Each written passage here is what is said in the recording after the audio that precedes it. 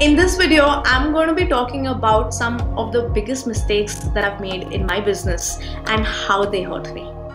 The reason I'm making this video is because making mistakes as a business owner is just natural. Everybody will do it. It's like the rite of passage. If you don't make mistakes, you really don't know what you need to correct, right?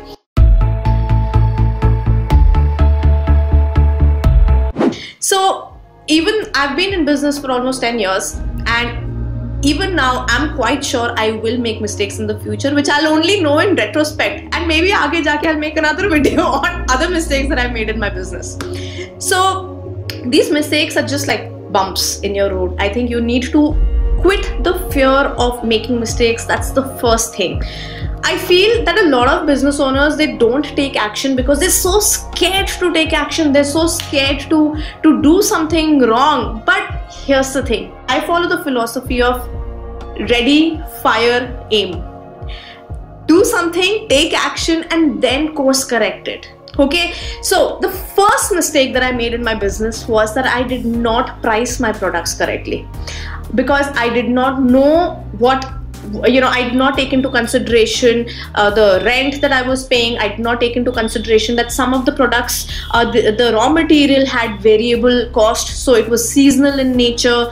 I did not take into consideration and the staff salaries that I will be paying. So eventually what I realized was that I've just taken the cost of the basic raw material and I've just added like a little bit of a profit to it, and that's it.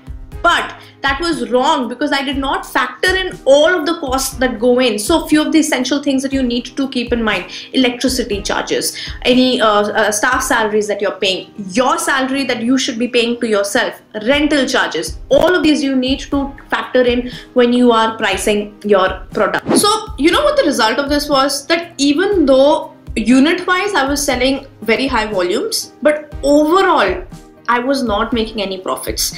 And I used to keep wondering, where is the money? Where is the money going? And this is the reason why a lot of people are not really earning from their businesses, because they're not pricing their products correctly. So don't make this mistake for yourself. The second mistake that I made was that I did not take feedback from customers. And how it hurt me was that I created products because I liked them. I thought they will do very well. I did not really understand what it was that the customers wanted. So I created products like lip balms. I created products like lip scrubs, whereas my customers had wanted something else altogether. They had wanted a different fragrance or a different type of a texture. So this was really, what do I say? I started to get some negative feedback on the products because that wasn't what was expected. So only when I started factoring in that feedback into my products and I retweaked all of my products, and then I relaunched my brand, and that is when things really worked out very well for me.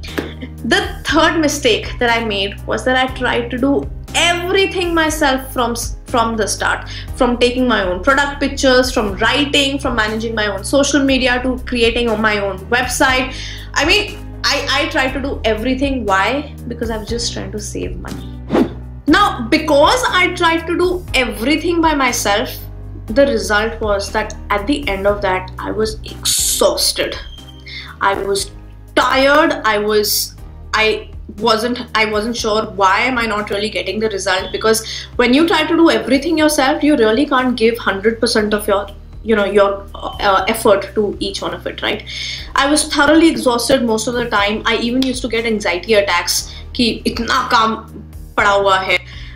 It's only later on that I realized that it's very important to focus on what is your strength, what is it that you are naturally good at.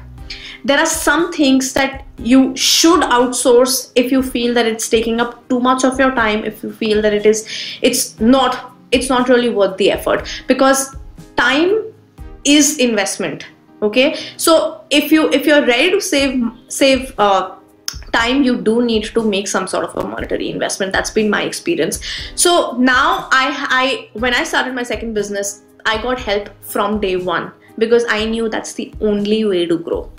I hope you are not making any of these mistakes in your business. if you are, I want you to go back and take a look at your work, take a look at your business and see, are you doing any of these? Is it really going to be sustainable in the long run? These are the questions that I want you to ask yourself. Okay, and I want you to tell me in the comments below what are the mistakes that you have been making in your business or you made in the past. I would love to read your comments and let's get talking. You can also join me on Instagram because I share a lot of content out there, a lot of small tips and strategies that you can follow. If you found this video helpful, please subscribe to my channel. It will be a huge encouragement for me to keep creating videos with these kind of tips which will help you in your business. So I look forward to seeing you again next week with another new video. Bye.